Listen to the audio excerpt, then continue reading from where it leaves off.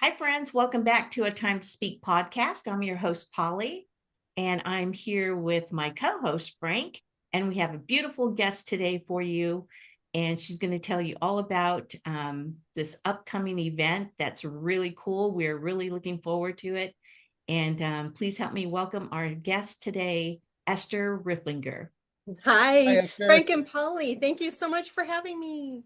Yay. This is great.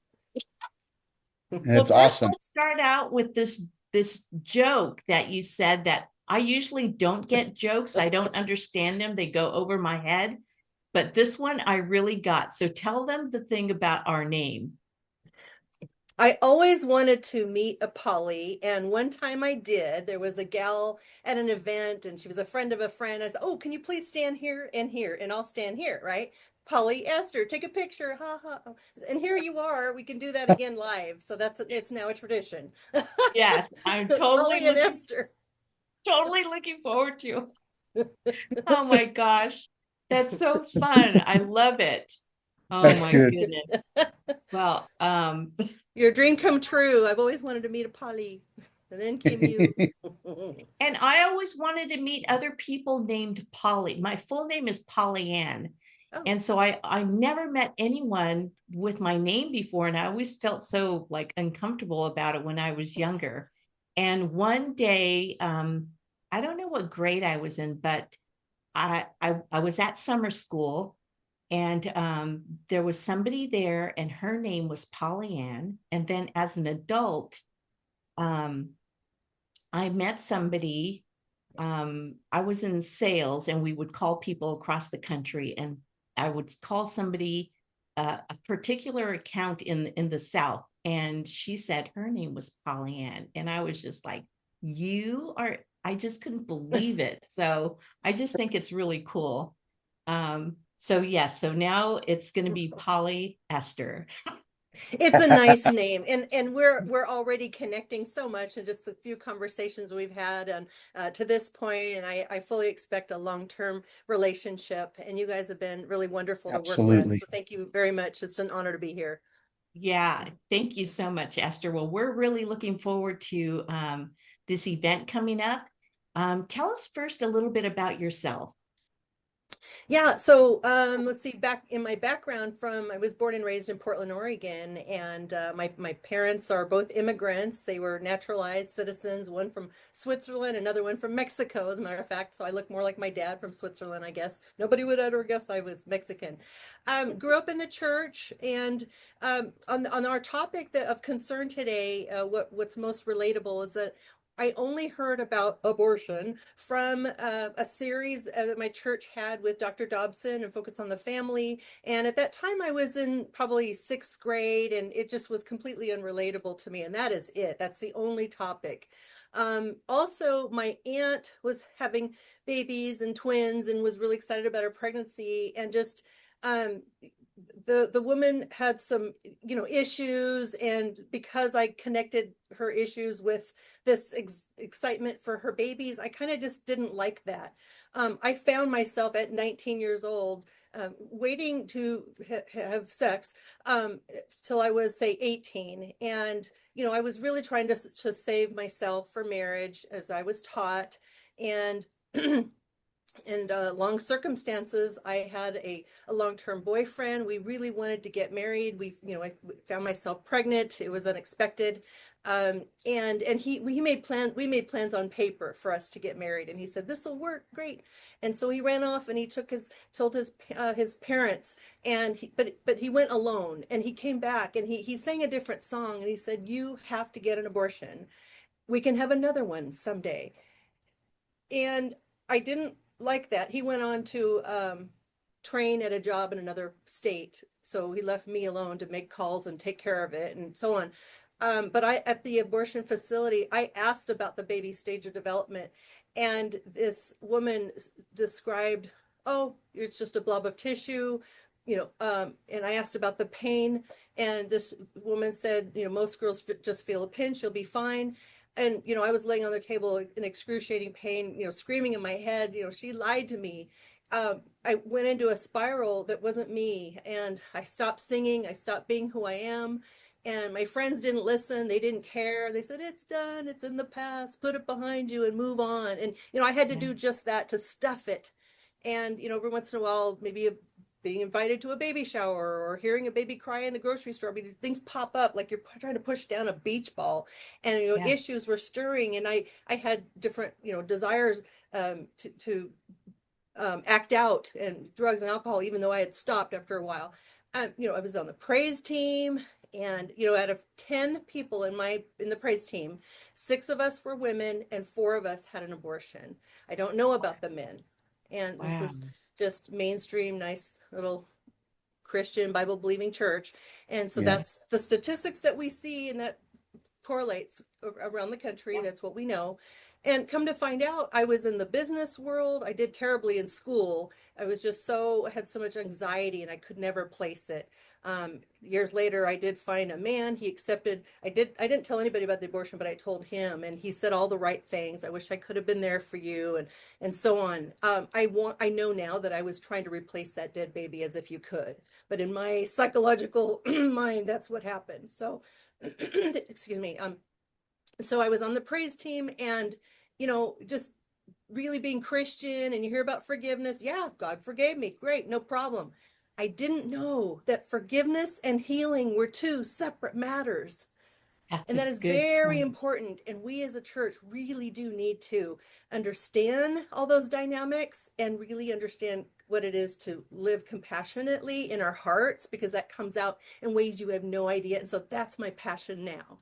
And so now I love to help women who are hurting to find healing. And another huge component, Frank, I'm so glad that you're part of this call and this ministry, because it has been part of my heart and mission to bring men into the conversation. With the enemy divided in the Garden of Eden, it still plays out with the abortion industry. They wanted to remove, successfully they did. They removed men from this conversation. Her body, Yeah. her choice. Well, now men, they feel disenfranchised, and they've abdicated their role as protector and provider. We've got to bring that back. It is Right. not, oh, men hurt too, as a side issue or tagline. Men are not a tagline. They are our pinnacle of strength in our families and society. Everybody has a mother. Everybody has an aunt. Maybe, excuse me, maybe they know of an aunt or a sister, but everybody had a mother. We Mhm. should be able to protect all women, and that's what I'm here to do. Is we need to work together. So again, thank you both for your ministry and what you do, and I'm so excited to collaborate with you and to help Yes. educate your audience, Yeah. perhaps just as a community of Yeah. getting our issue out there, and raising awareness. So God bless you. Yes. Yes. We're really excited. Um, I think, this being June, the month of that we celebrate Father's Day, and I think it's just you know, men are sort of coming to the forefront. Like, people are really starting to recognize that men are part of this too, not just the participation in the abortion, but also in the healing aspect too. So I'm really excited about your upcoming panel at this particular event, and just kind of bringing this out to the forefront, and just really sharing about it, and inviting men to be part of the equation, in Mhm. the Yeah. healing aspect. So It's Yeah. it really is a way to kind of undo what the enemy stole, because he robs, steals, and destroys. And so God wants to bring healing to men and women, together in our societies. Hey, I have a fact. So my office is in Spokane, Washington, which is Spokane County. And Spokane is actually the city that started Father's Day. Yes, indeed. It's a Wow. national. So oh, so Wow. there you have it. We're a That's statewide cool. organization, but Father's Day is nationwide. So there you have it. Yeah. wow, that's And awesome. part of your It's panel, excuse me, I would be remiss to mention that that Spokane Fatherhood Initiative will be on the panel as well. I believe you met Ron Howenstein and his now chapter leader in another part of the state called Walla Walla. Spencer Metcalf has the Inland Fatherhood Initiative. And so wow. they have a number of programs that teach dads how to be wonderful God-fearing, righteous dads and that build up their families and affirm them. And so I don't know the name of the program, 24/7 Dad, I believe. So, but they've got wonderful programs that teach dads how to be wonderful fathers. That's Wow, awesome. that's so awesome. That's really great. Esther, what I'd like to learn more and to sort of just bring to the forefront is your work with Human Life of Washington. Tell us a little bit about the foundation of that and how that's playing out now in the work that you're doing.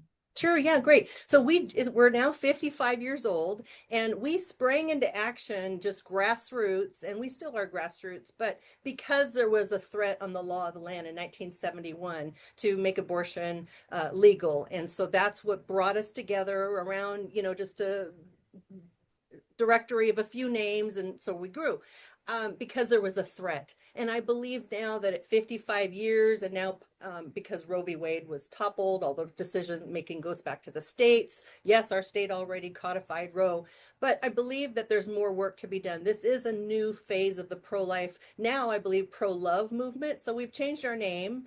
It's HLW's Life and Love Network, which really describes kind of this forward motion compared to Human Life of Washington. It's a corporate name, but our new face, doing business as HLW's Life and Love Network. And I just really want to include that it's not about us doing the good work, but rather all of us together. And what our goal is to unify the pro-life movement, meaning all the life-affirming organizations that have flourished over the years, including pregnancy centers, of course, which was actually the very first pregnancy center was birthed out of our board. And kind of a fun fact there. Wow.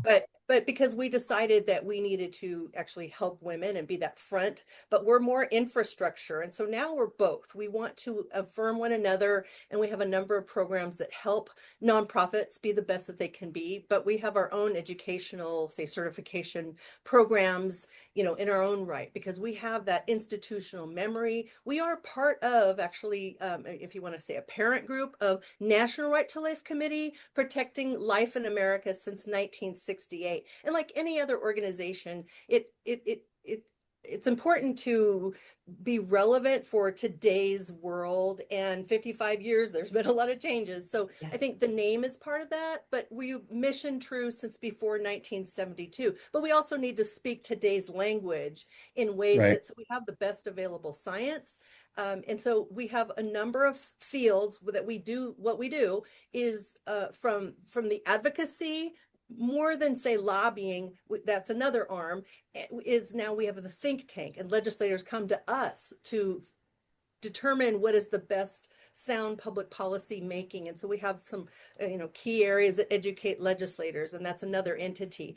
But now we're sort of, policy is downstream from culture, so we're building up the culture by education and this summit, Culture of Life and Love Summit and Arts Festival, which now I'm kind of speaking your language as artists, and I love the fact that we're moving forward. There's our poster there. Yeah. And you can find information on humanlifewa.org. If you're in the Washington area or wherever, we would love to have you. I believe that this is a flagship for the pro-life movement. Incidentally, a little plug for National Right to Life. The Henry Hyde, the congressman who invented the Hyde Amendment, saying that no federal dollars will go to abortions, and it's been in place for over 40 years. Henry Hyde, who's passed on now, he said of National Right to Life that they are the flagship of the pro-life movement. And so I think that's a very big honor that they continue to live up to, and we are, related to that. So that's our heritage, if you will. But and I sit on the board for representing Washington, and it's very important that that we can disseminate this, higher order policy making to building the culture in Washington State. It's a different animal. So I don't have to tell you about that being in California, but we're in this together, part of the solution. Well, it's interesting to hear, from your perspective. I really got a lot out of what you said, where you're talking about, a path and a plan. I'm not saying it's like a formula, but there are steps that need to be taken. And what you guys are hitting on are all the important steps. And it really starts with the culture of the organization. And, who are we? What are we about? What's our DNA? And, what is it that we're trying to accomplish? And then you're taking these very necessary steps in being able to execute what it is that we're trying to accomplish. And it's I think it's very helpful for people that are watching this to understand it's not just, hey, we're going to get up and we're going to start talking about it and we need to get the word out. That's important. It really is. That's a huge part of it. But there's a lot that goes into this behind the scenes, behind the curtain, where there's a lot of things happening in order to make this successful. So I appreciate you sharing that perspective. That was really helpful, Esther. Yeah, and it's really part of bringing people together, like I said, but rather having everyone's input. This isn't really about us, thus saith human life, disseminating our information, to you. This is that sounds so hierarchical or just archaic, but rather this is a coming together as a body of Christ. To be honest with you, our focus, our direction, even though this applies to everybody who's literally breathing. Our focus is in the church, and that means non-sectarian, non-political, non-sectarian. What's that other word I'm thinking? And that is nonpartisan. There we go. That's nonpartisan and non-sectarian. That's how we were designed. But rather, it's a time where we can unite under the banner of human life. Why? I don't know if your audience is prepared for this little truth that I want to give you in love, but it's so hard to hear. And that is that in the church, so women who have abortions, who are these people? 70% of them identify as Judeo-Christian faith, and they were in church within the past 30 days. You're nodding your head. You've heard this study, CareNet Lifeway 2016. I wish we can all afford more frequent studies, but we know that was true within the last 10 years. So imagine as things exponentially, the abortion industry has, millions and billions of dollars, literally billions dollars. So, I mean, from their own annual reporting, we know that. So imagine the impact and the ripple effect of everybody knows someone who's had an abortion, and we're all just quiet about it, forget about it. In church, we need to foster an environment that leads people to healing. That is a thing. Forgiveness and healing are two separate matters. We've got to bring that notion and that fostering that environment in the church. So 70% are Christian. Judeo-Christian, what have you. Then you have 50% of abortions repeated. Why is that? There's a psychological phenomenon that happens that people smarter than me in the psychological world know this to be true. And that is that she's in autopilot. She still doesn't have the support that she did. She goes to what's familiar. That's in a nutshell. 50% are repeated. So we have a huge problem in the church. And I'm saying that with love, but it grieves me. And that's what gets me up out of bed in the morning. As hard as this job is to do in Washington State, don't you wish you had my job?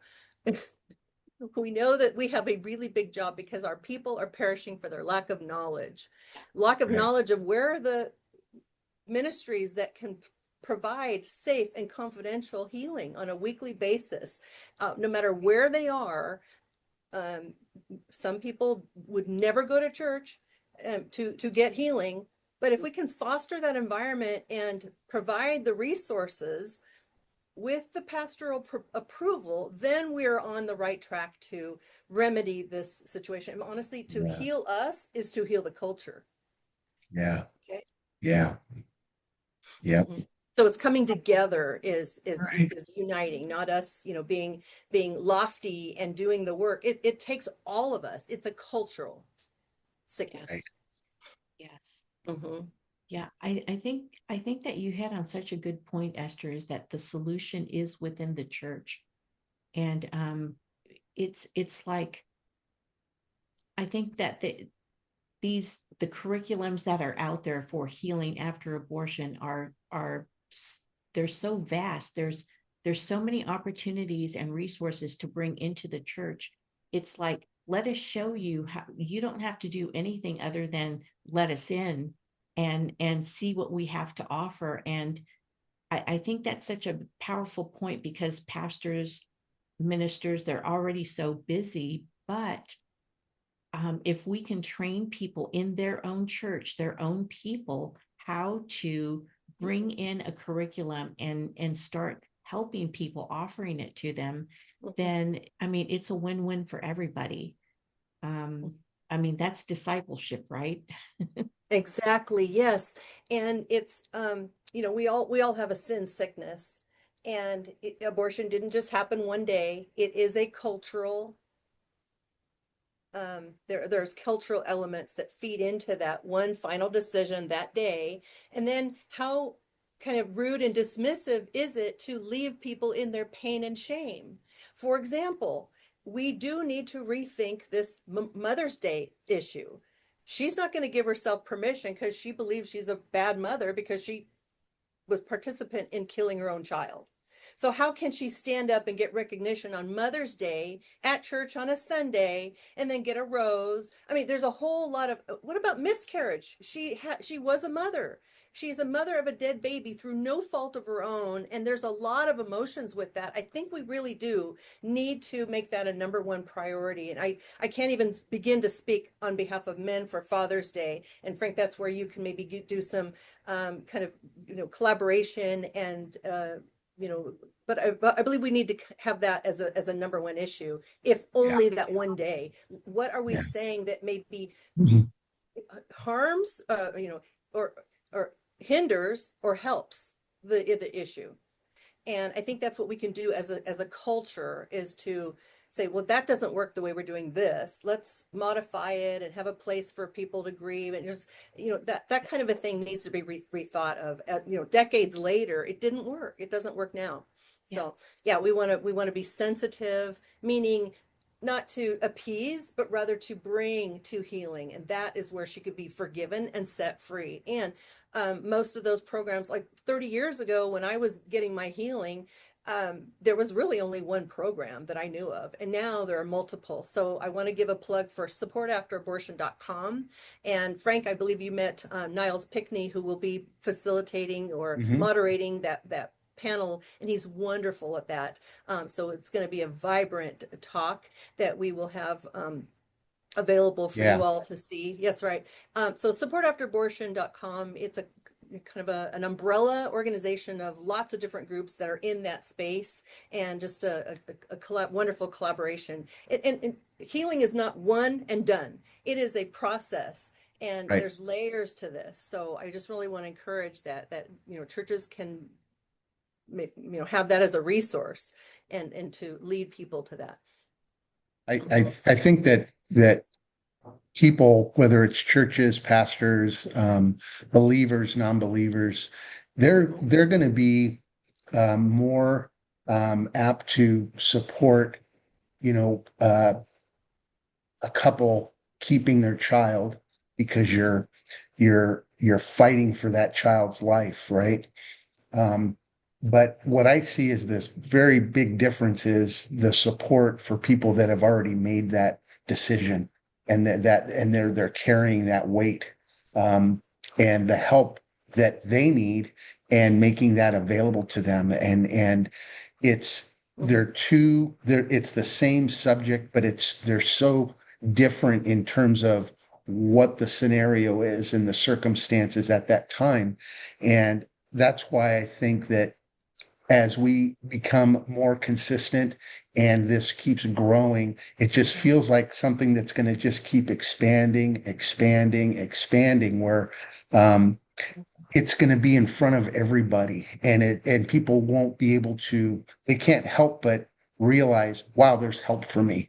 And I'm speaking about men, where we're seeing more and more activity, more and more men reaching out saying, I need help. I'm interested. I want to talk to somebody.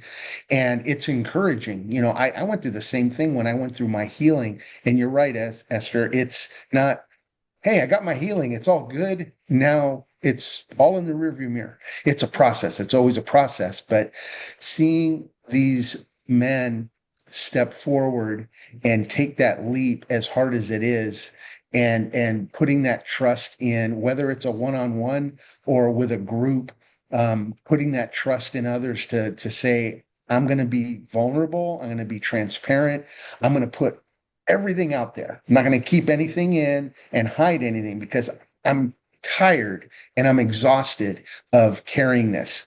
Um, it's going to continue to grow. We're seeing it. Polly and I are seeing that. I'm seeing it on the men's side, where more and more men from all over the country are reaching out.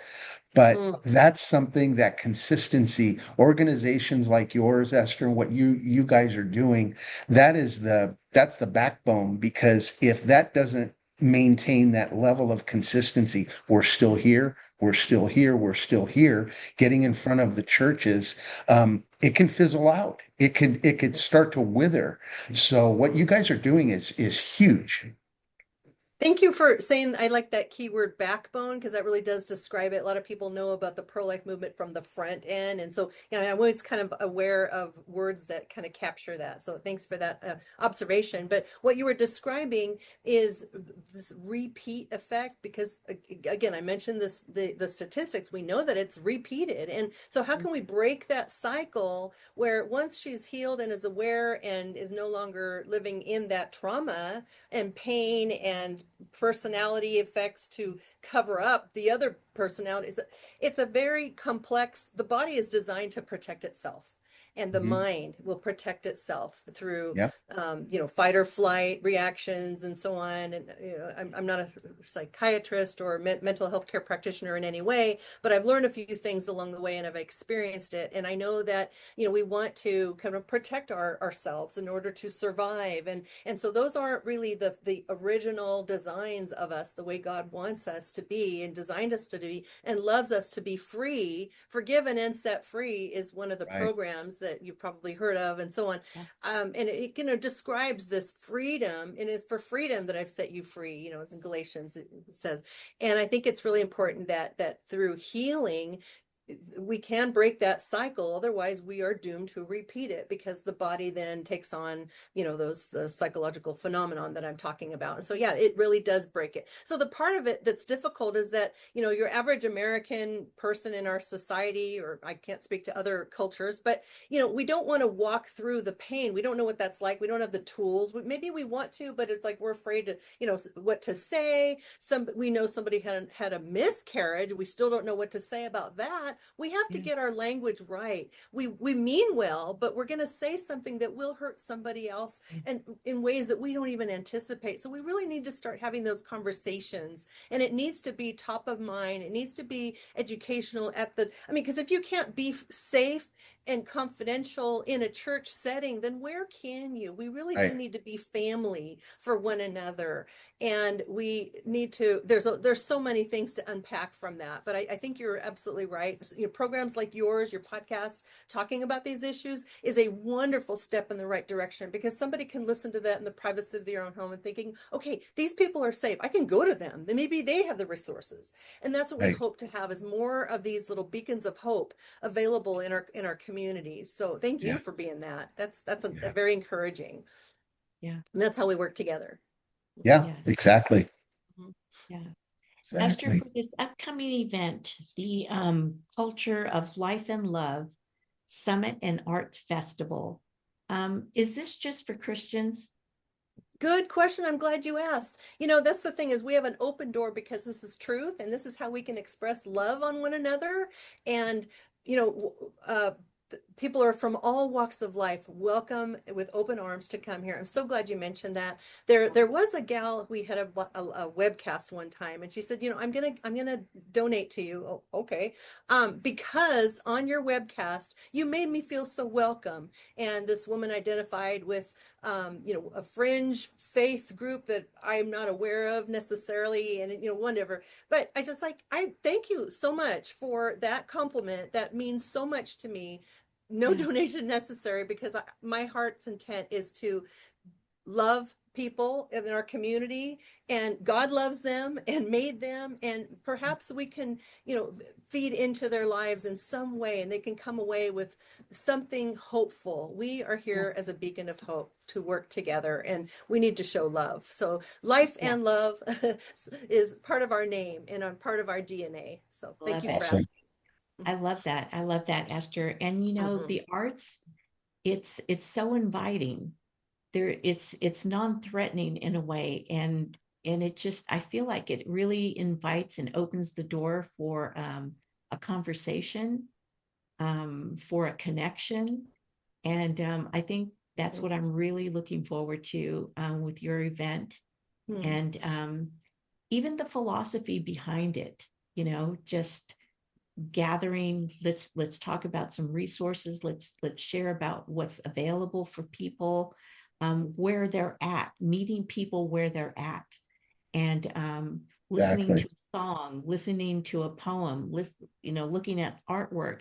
it Mhm. it it opens the door for conversation, and I'm really excited about that. And I Mhm. just we're just like, come on Saturday.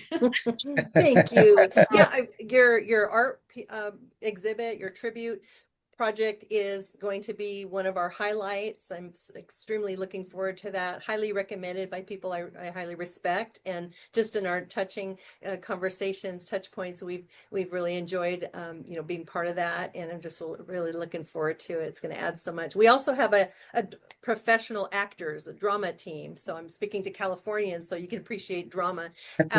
And yeah, professional acting crew, actors that go around the country, called Viable, and it's one act play. And a little teaser, if I may, there's a couple that's been married 36 years, and they go and visit a pastor, and they're waiting for him to show up, but they're waiting a long time, and they're talking and arguing, and he gets up and leaves. So she goes into a dreamscape, and she wakes up, and he comes back in because he's sorry that they argued. And so there was some healing, and that's very believable script, incredibly, because the director, the playwright John Hoover, has some high experience in Hollywood and is a Christian now. And I don't know about his faith journey, but he's absolutely a Christian. But he understands from he's a PhD and served in mental health care practitioner. So he truly understands a very believable script that we can all identify with. And I think it's just excellent, and backed by popular demand, because one of the pregnancy centers came about 4 years ago when we had them there, and she booked them on the spot and had 3 performances. One was a matinee for the other side of the state, and she had wonderful results, and she boasted that she was able to really make quite a significant increase in her fundraising for her pregnancy center. Imagine, because parts were stirred in a new way, imagine how many more lives that she can impact, and babies Yeah. Right. saved, families to be flourishing with more funds. So that was an important Yeah. aspect of it. Yeah. But because the arts has a very unique way of capturing the heart. And I want a t-shirt that says less words, more love. Yeah, oh, that's good. Words can be noise, but we have our eyes and we have our ears, and we can listen and look into each other's eyes. I'll look into the camera now instead of your but it's so important that we already have the tools that we need. Zip it and listen, right? And Yeah. that's so important. I believe that in this day and age, people don't feel seen or heard. And that is the number one thing that we can do to build a culture of life, because every human being has an inherent value. We were made in the image of God. That is a fact. Yeah. Right. That's right. Yeah. It's I such love a, I like your t-shirt idea. You better trademark that, get it Okay. going. it. Yeah, yeah. I'm excited about, the event coming and you sharing, this portion of it. And it really sounds to me like you guys are just embracing the this is about almost like to use a younger term, it's like a hangout. And it's just you're welcome. Everyone is welcome. We're just Yeah. here to share something with you and Mhm. share God's love with you. It doesn't matter who you are, where you're from, what you've done, what you're doing, what you think you're going to do. Doesn't matter. Just hang out. We've got I some love it. awesome stuff to show you and talk to Mhm. you about, and we're here to listen to you. We're here Mhm. to for you to be heard, and that's the part that I think gets stuck.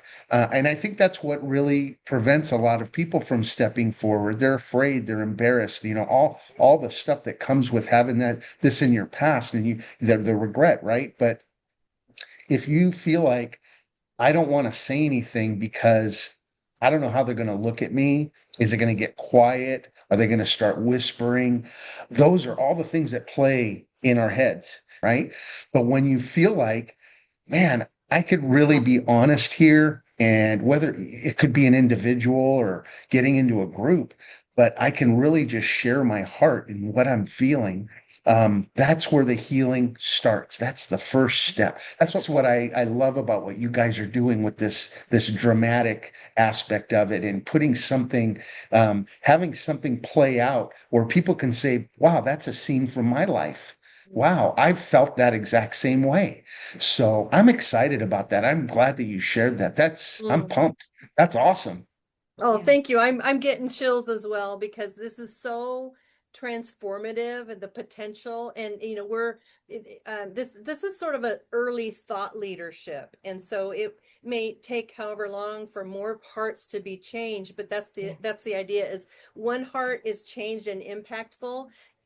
And imagine the impact as we think Yeah. of an asteroid hitting, and then this is the epicenter of change. Yeah.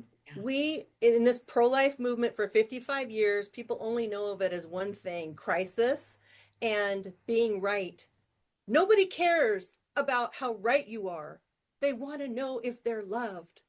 Yeah. Yeah. Yep. Yeah. Yeah. Exactly. Yeah. I think to piggyback off of that, Esther, is that people are wanting to feel safe. They're looking for a place to feel safe and not judged. And you know, just coming in front of somebody to say, I I've got this secret I've been carrying around for 30 years. I've got to unload it. We hear that so many times when we're at the exhibits and people read those letters. And I'm telling you, the arts are, it's opening doors. It's a non-confrontational way Mhm. to have a conversation, to embrace somebody, and to have an ear to listen to their story for the first time.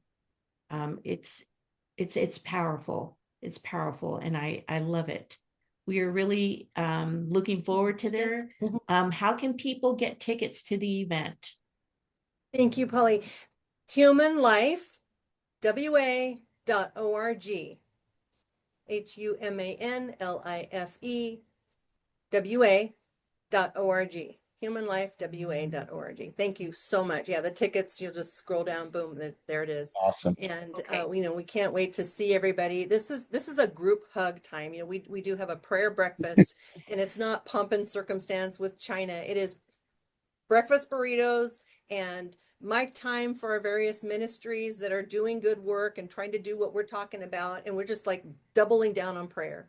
So Awesome. that's what's important. It's 7 a.m. before it starts. So everybody's welcome to that too. And we do have an Awesome. oratory contest for young people. We're pouring into young people ages 16 to 18 who are practicing beautiful oratory contest, and they'll have that on their leadership skill resume forever. And so Wow. we love being part of that too. So there's more surprises, but I can't wait to So see you. cool. Yes, Thank yes, you very much. yes. It's We I will can't put wait. all it the never ends. notes in the show description, put a link to the website and to where exactly to get the tickets.